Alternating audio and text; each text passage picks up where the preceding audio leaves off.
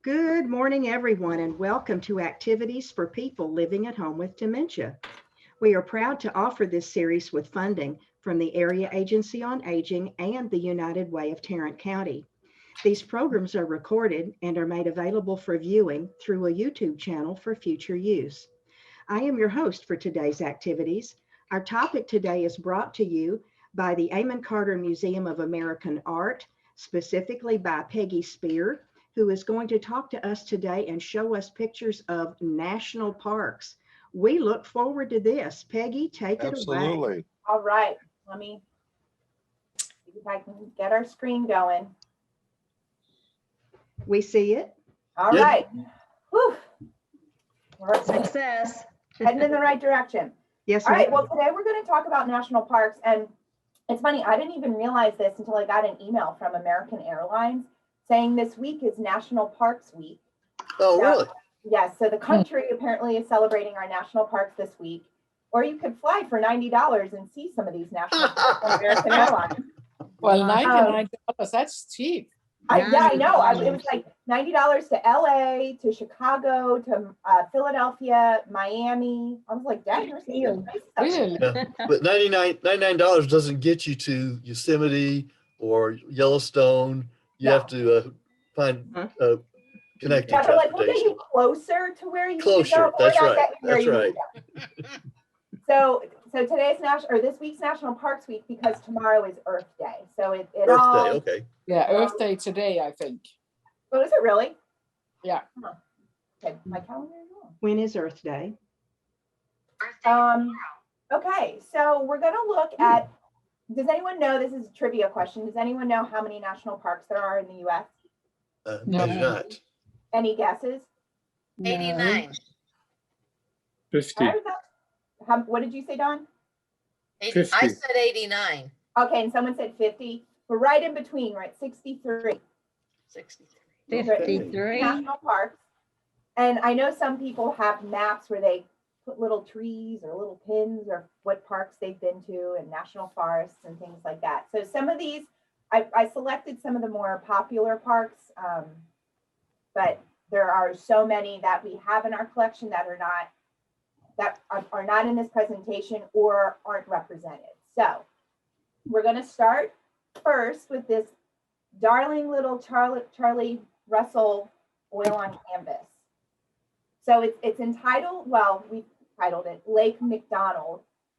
Any guesses on where, knowing who Charlie Russell was, any guesses on where this particular Wyoming?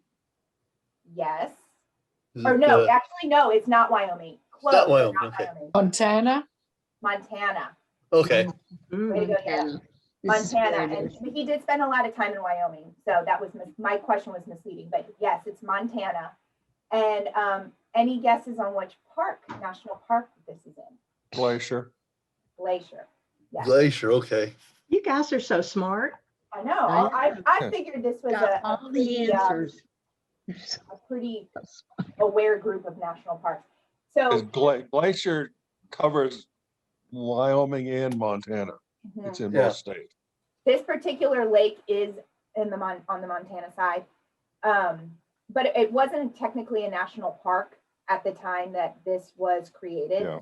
The first national park was established in 1916 by was it President Wilson? Yeah, Woodrow Wilson. Yep.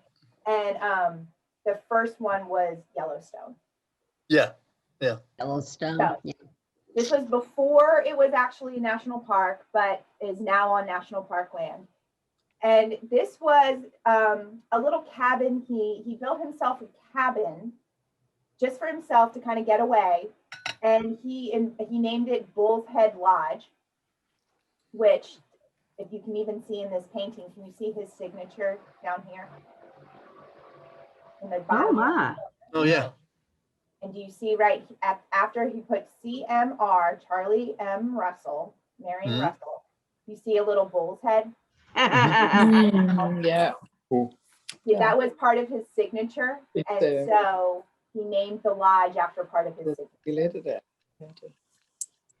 And so this particular cabin overlooked what is Lake Mcdonald.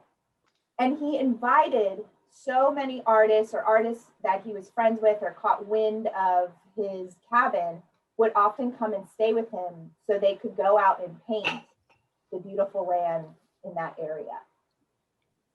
So what kind of things here are you seeing that are really enticing to any sort of artist? Mountains. Mountains. I think the lake is very still. Mhm. Doesn't it look still? Yeah. There's a little Yes. movement though. Do you see? Yeah, Mhm. yeah, there's a, like, looks like a fish hit the surface, came to the surface right there, the circles. Yeah, a Yeah. little ripple. You've got the beautiful green Yeah, hills, the mountains. And at what time of day would you guess that this was painted? Sunset. Sunset or sunrise? Mhm. Yeah. And why are you saying that, Yetta? Because you can see the reddish there in the mountain, Yeah. as if the sun is reflecting. Mhm. And any of you, I'm sure all of you have been camping or stayed at a cabin, that sun hitting the mountainside in the morning or in the evening is just, I mean, that's why you go. It's just so Yeah. beautiful. And so he's able to capture in what feels like a kind of quick painting for him, he's able to capture that almost fleeting moment of when the sun is coming or going. Almost, it looked like a sunrise. Sunrise, yeah. And the reason is because in the middle there, right where your cursor is, it almost looks like a little bit of a mist or fog at the Oh, right base there. Yeah, Yeah, which you wouldn't Yeah. have in the evening, but you would have in the morning. absolutely. Sure. Good eye to that detail, Steve. Mm-hmm. And then what time of year might you guess this is? looks like fallish. Fall? Yeah. Yeah. And you can see there's some snow on the mountains. Yeah, yeah, So it's starting to get the snow cap, like it gets early in the season. And this was a summer cabin, so this might have been painted shortly before he then didn't visit until the following spring. The farewell But- picture. Say that again, Martha? The farewell picture. Yeah, Yeah. right. yeah. Yeah, ju- leaving just- on such a nice note. Wouldn't you want to keep looking at that throughout your cold winters in Montana? Oh, yeah. Well, you have to remember that at that time of the century that it wasn't just drive your car up to Montana. You had to plan to leave because it would take you days or weeks to get back to where it was warmer weather. You're Yeah. absolutely right. That's Either on it's a- horseback or maybe they get to a certain point where they have wagons or something like that. Mhm. Good point. Yeah, really good point. I know it's easy to think of how easily we can get to and from national parks nowadays, and how these weren't even national parks, so there was no federal funding in helping their lands or roads Yeah. or gondolas or anything like that.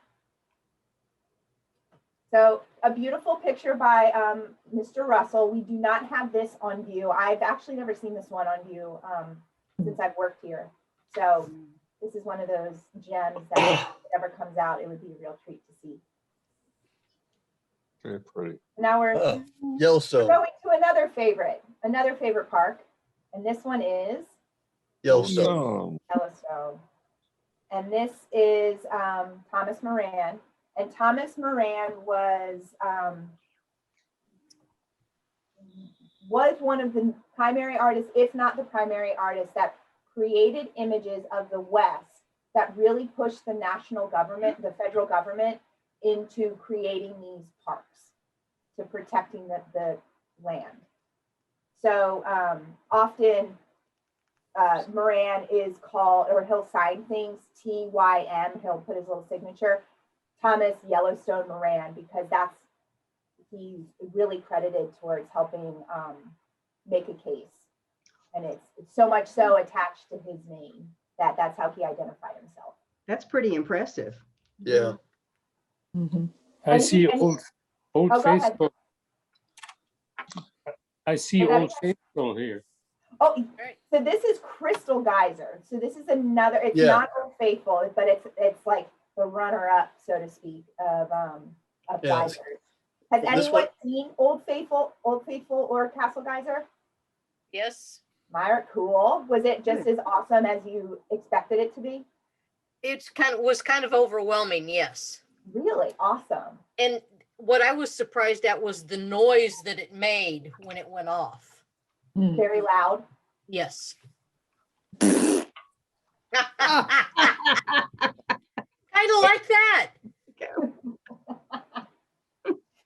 Now, I No, do notice here- that there's the people out walking really close to that geyser. So apparently there was no rules in effect that says, stay back or you get cooked. No, it was Wild West out there because you can see this was painted in 1886.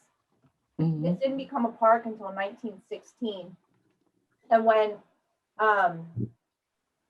Moran went, he went in 1871, and he went with an exploratory group, an expedition. So he was out there for 40 days in that Yellowstone area, and he sketched 30 different sites. Wow. And then, so these people here are presumably other people on his expedition. Yeah, I'm surprised to see people in 1886 on the picture. They had to have been people that were with him. I can't imagine. Yeah. That's probably part of the bumped in. exploratory True. team. Yeah. Yeah, and I think, I want to say, but don't hold me to it, I want to say that this was a German explorer that he was with. And the photographer, William Henry Jackson, was also with him during this trip as well. And he created many photographs that helped That's a push nice government picture. towards establishing the national park system. Detail. But do the clouds have a certain emotion you're feeling or create a certain vibe? Can you feel what that day might have felt like? Just wild and, Yeah. gloomy, with the Moony. cloud, maybe even rain or thunder. Yes. Yeah. Yeah, that kind of heavy, those clouds feel heavy and damp. Mm-hmm. And Yeah. he's using, it's a chromolithograph, so it's a print that he went back in and hand tinted. But he's able to really capture that, the clouds that maybe roll in the afternoon off the mountain and then clear on out. But, okay, so this is one, I think I have another picture from Yellowstone. So this is one from Yellowstone, and this is really, we won't have this image up, but some of Moran's other watercolors from this particular expedition will be on view later in the spring. Okay. So here's another Yellowstone National Park favorite. Has anyone been to Emerald Spring? Nope. Mm-mm. That's That beautiful. doesn't want to be on your list now that we've seen this image. Mhm. Let's get there. Let's go. So what are we seeing here? Does anyone know about Emerald Spring if you've not actually seen it? I'm anxious to hear. Actually, it's the only thing I know about is it's minerals that come up with the water that make it greenish colored. You're Is exactly right, is John. that the sulfur? Yes. So in this Okay, particular, so yes, I have seen it then. okay, and there's a few other ones that look like this within that we would be able to get to, and I can't remember their names, but Emerald Spring got its name because of the water is so pure blue, and then there were pockets of yellow sulfur along the rocks and towards the bottom, that when the sun hits the water, it creates this green color, and The hence green. the title Emerald Spring. Hmm. And so it's a hot spring, and you can see some of the steam coming off of the surface. Mm-hmm. Really look. And it goes 27 feet deep, really deep. And it gets up to 181 degrees. Wow. Hmm. That's something you want to take that's not a healing spa kind of thing. No, that would burn your skin right off your face. Yep. So 181. it depends on the time of year, it depends on the type of day, it depends on the type of activity that's happening within the basin that's nearby. But sometimes that water can change color just a little bit. It can look a little cloudy or murky. It can look like more blue than yellow. It really just kind of depends on the day, or more blue than green. But you are able to, and there's not much geyser activity that's happening here, but geyser activity that happens nearby impacts what's happening here. So if you ever go and visit it, it might not look exactly like this. And this particular company, Detroit Photographic Company, was really known for making postcards of natural things, kind of landmarky place things throughout the United States. And so this is an example of one of them. And they're using this process called photochrome, which was invented in Switzerland. This company used this, and it's sort of like a photolithograph where they're using a black and white negative. This is not a colored negative, a black and white negative on a lithographic stone. And then they're going back and they're tinting it with color on the lithographic stone. Okay. So it's really easy to do, apparently. I mean, that doesn't sound easy to me, but it allows manufacturers to mass produce. So they could produce thousands and thousands of these postcards for cheap and then sell them at, there might have been a gift shop close by later down the road, or Later down the road, yeah. Yeah, right, later down the road. Or people could mail away and get these postcards in the mail, that kind of thing. I was just asking Myra about this, but she was saying that it smells like rotten eggs because of the It sulfur. does. The sulfur ones do. Yeah, I've not been to Yellowstone, so I have not seen any of these, but I can imagine, you're getting close when you start to smell the egg. But yeah, so this, with this particular group, the photographer I mentioned earlier, William Henry Jackson, that was with Moran, was asked to be brought on staff with this Detroit Photographic Company.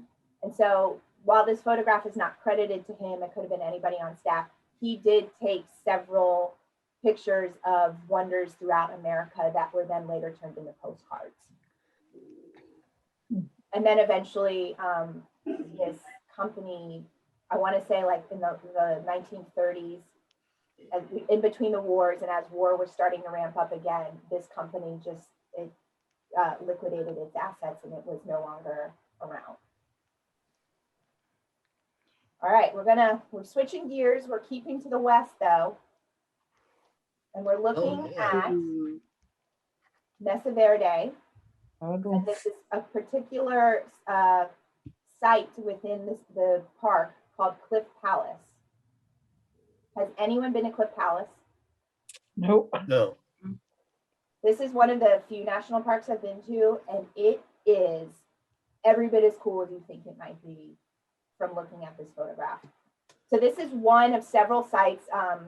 This particular park has different locations throughout of Anasazi American Indians that live in rock dwellings.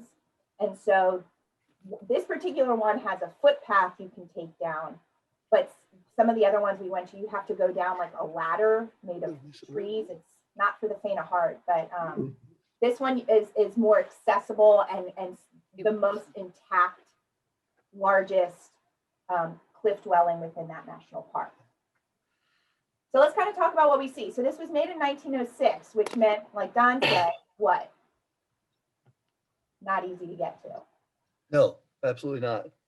So do we know, looking at how this particular photograph is, do we know what people then were using this type of photograph for? This like a stereo thing. Correct. So you could be in the comfort of and safety of your own couch, but you're able to go back.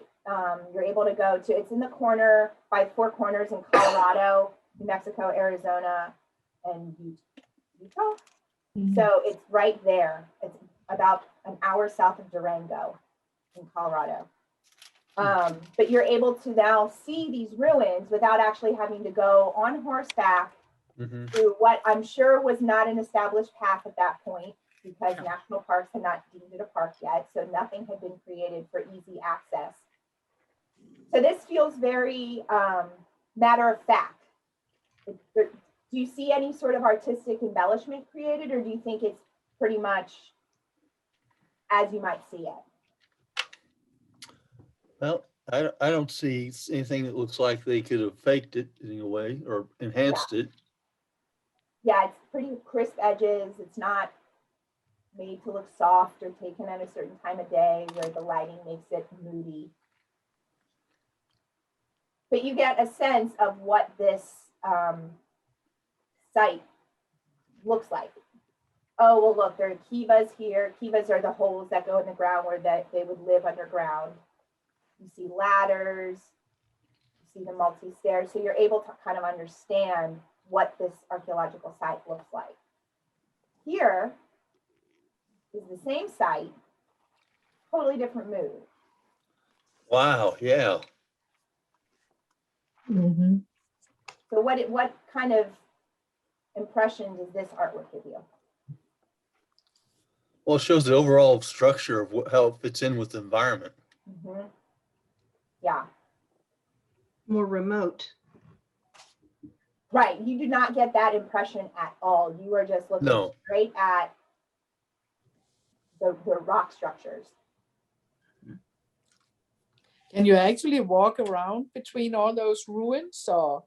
Yeah, they allow it, and they only allow, it's timed, and they only allow you with the park ranger, and there's only a certain amount of people that can go through a day to keep it as preserved as possible. Okay. Wow. So when you're looking at it here, you like enter through there, like kind of back there, and then you kind of work your way around, and then you're outside the whole time, and then you walk into the path. So then you start on this side. So you start over here, and then you kind of weave your way through, and then there's a path that brings you right back up to the top.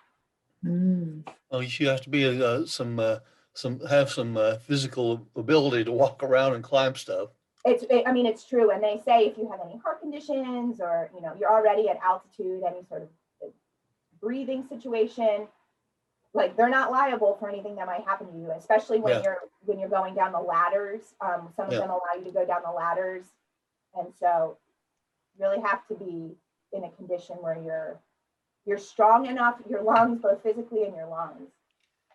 And then over here too, you can kind of see down in the lower left, there's a pathway across from it. So she seems to be at the top on the other side. You're in kind of like a little basin area, or like a valley type of trough area.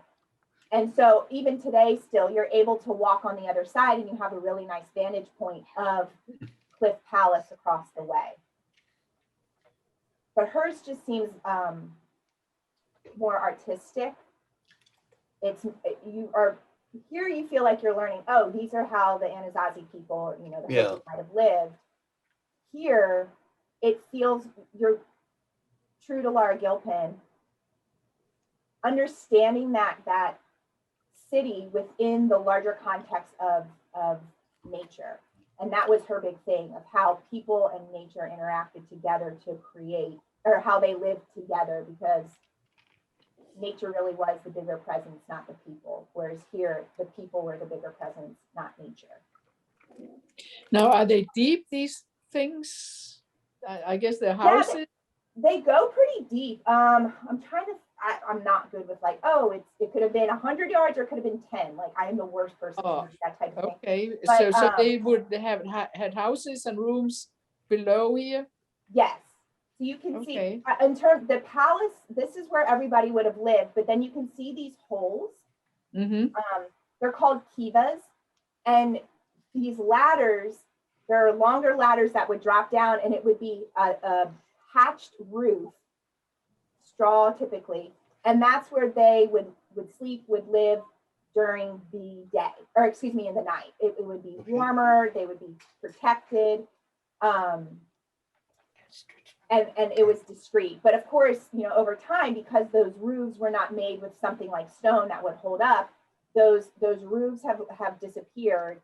And it's very, very simple inside. I mean, you can see They would build benches right out of the wall of the earth or stone, and there would be a fire pit and maybe a room tucked in the, like I'm saying a room, it would be like the size of a closet almost, where people might sleep, or they might keep some things in there, pottery, stuff like that.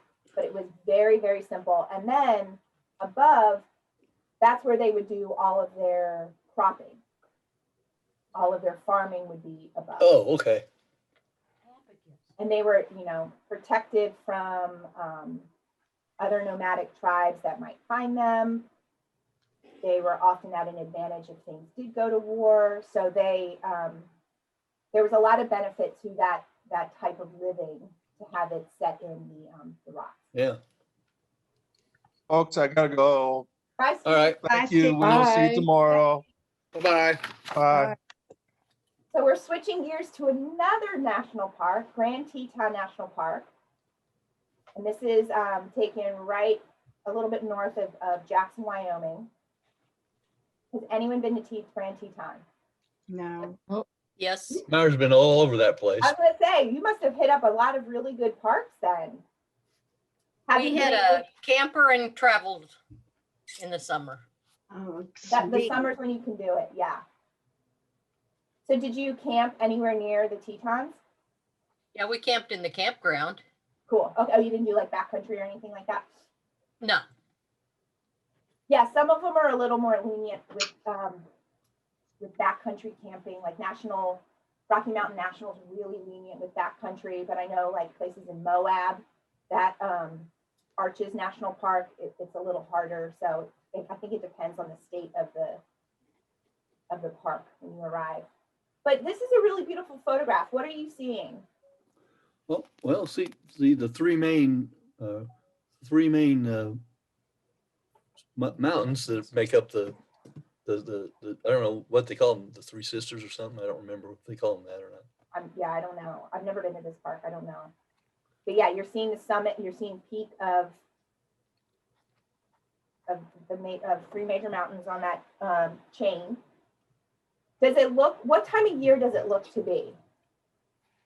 Summer. Spring, summer, Yeah, spring, summer. awfully wet, as if a lot of snow has melted. Mhm. Snow is very melted cold and water. a Yeah. lot of water. Yeah. And everything is so lush and green. Mhm. This is when you'd want to do a lot of your White River rafting and things like that. If you say so. But I know if you enjoy that type of thing, then And Myra said that's where they went white water rafting. you Wow. did it there at Grand Teton. Yeah, Woo! And I you thought look my mother so would pale. kill my father Oh, if she lived through the whole thing. Yeah, I'm fine with some hiking. Just keep me off that raft. I'm okay. But Elliot Porter was, again, one of those photographers. We've seen so many different photographs from him, and nature really was his bailiwick. We've seen birds from him, we've seen churches from him, but he was really good at capturing the mood. And We have not been in the Teton National Park, have we? Have we? I don't think so. No. Mm-mm. Well, put it on your list. Maybe American can get you closer. Maybe American Airlines can fly you closer. Not there, but closer. 99 I bucks. think you can fly into Jackson Hole. I think you can actually do Yeah. that. Yeah. And I feel like Jackson Hole more and more is kind of the secret of that city is coming out, because a lot of people from when I lived in Colorado, I lived there for several years, it was getting too urban. So people were moving out of Denver to Oh, really? Jackson Hole, to other places in Montana that still had that small mountain feel and weren't, but a city just as well. So I don't think Jackson Hole is quite like what it was in 1975, but beautiful nonetheless. In the wintertime, we like to watch, especially around Christmas, they have a webcam of the square in Jackson Hole. And you can actually see cars driving around the Christmas lights. And Oh, if it's cool. snowing, they're driving carefully. So it's really interesting. Oh, Yeah, wow. it is. That's cool. I didn't know they did that. So if you were to do, because now Myra's done like every national park fun thing. No, just the cluster here. What did you prefer? The colder, more mountainous ones, or would you have preferred more of the Mesa Verde, more deserty type ones? Then I preferred the mountains. Now I would prefer the mesa. Okay. Yeah. We do warm change, weather. don't we? Say that again, Martha. We do change, don't we? Yes. Mhm. What would other people prefer? The mountainy, colder regions or the more deserty, flatter regions? I always want to be warmer than cold. Okay. I would want to say yes to both. Go Don. That's the best answer. I've been in the northeast New Mexico, northeast New Mexico, Okay. camping in the mountains, and there was a desert area around it. And I've been up into the Rocky Mountains around Boulder Uh-huh. and that area. We actually went to our honeymoon in Estes Park. And Oh, then we yeah. Beautiful. we went there again with our son years later. Oh, how fun. Did you stay at the Stanley Inn or did you go camping? Oh, no, we stayed at the Holiday Inn or something like that. We Okay, drove yeah. by the Stanley. Yeah, we drove by the Stanley. That place is a trip. Summertime, the ski resorts there had to do something to make money, so they had these concrete culvert kind of things that you could get in a cart at the top, and it would just take you full speed down the mountainside. That was really quite fun. And then now you're thinking about it, you're like, what was I thinking going down? I know. Lugging down a mountain with no helmet on. No helmet, no protection whatsoever. No seat There's like a belt, shopping nothing. cart, just like wishing you make it through. Yeah. Yeah. The times have changed in Estes Park. Yeah. Now it's like a liability waiting to happen. Yeah. And I think that was it. So we were really looking at that Northwest cluster. Yeah. Excuse me, I guess South, I don't know. You know what I'm talking about. Montana, Colorado. So this would be Wyoming. the eastern face of the Rockies. Yeah. We're really, I mean, that's what's closest to us. Big Bend is really close to us. I'm sure some of you have taken trips down to Big Bend. We have Elliott Porter. We looked last week at a picture of Elliott Porter's of some cactus plants from Big Bend. So national parks have always, before they were even a thing, inspired, and they continue to inspire artists, painters, photographers, you name it. So next time you are on a trip and you hit a national park up, you've got to bring your watercolors or your camera, and make your own art. All right, gang. So that's all for this week. Next week we're back, and the theme is bodies of water. So we're going to be looking at oceans and rivers and the like. Nice. All right. Have a great rest of your Thank week. you, Miss Peggy. You too. Thank you. Thank You you. too, Peggy. Bye, guys. Bye. Bye. So long. Thank you, Miss Peggy. Okay.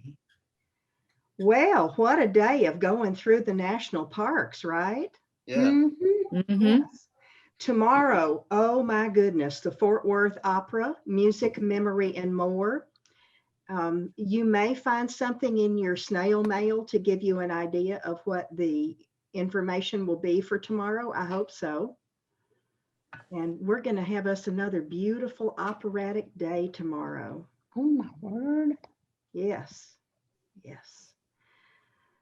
And from here, why don't we stop the recording and move right on into Fifth Street Cafe? What do y'all say? That sounds good. Sounds Sounds good. like a plan.